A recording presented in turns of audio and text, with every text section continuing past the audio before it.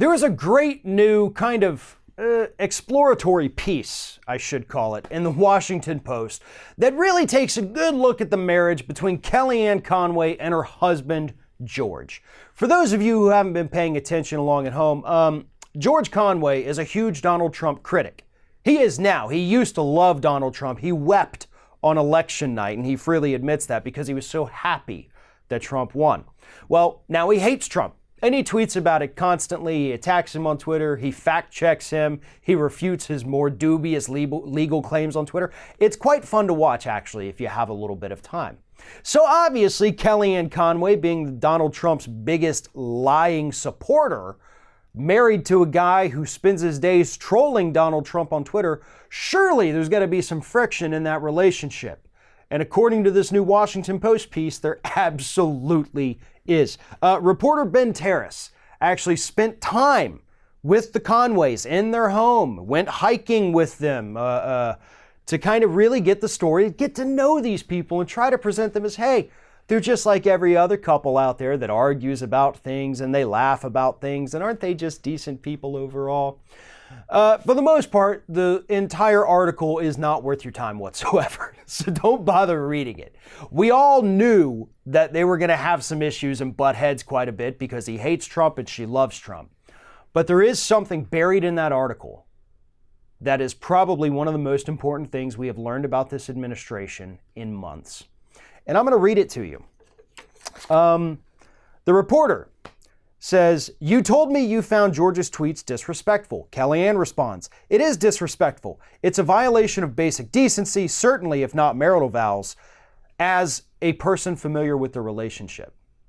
"No, we're on the record here. You can't say after the fact, as someone familiar." Kellyanne then says, "I told you everything about his tweets was off the record." Reporter says, "No, that's not true. That never happened." Kellyanne, "Well, people do see it this way. People do see it that way. I don't say I do, but people see it that way." In the middle of an interview, now this actually took place a few days after Terrace had met with them and was already working on the piece. Kellyanne, they had a phone conversation to follow up here, or maybe it was in person, I don't know, but they had this conversation. She's trashing her husband for his tweets and tries to tell the reporter at that point to list it as somebody else saying that, as someone familiar with their relationship told me, rather than as Kellyanne Conway said. I dare say that this entire article buried the lead because that was it. Kellyanne Conway is sitting there talking to the reporter, but because she doesn't want her own husband to know that she's trashing him in the Washington Post, she wanted the reporter to just list her instead as someone familiar with their relationship.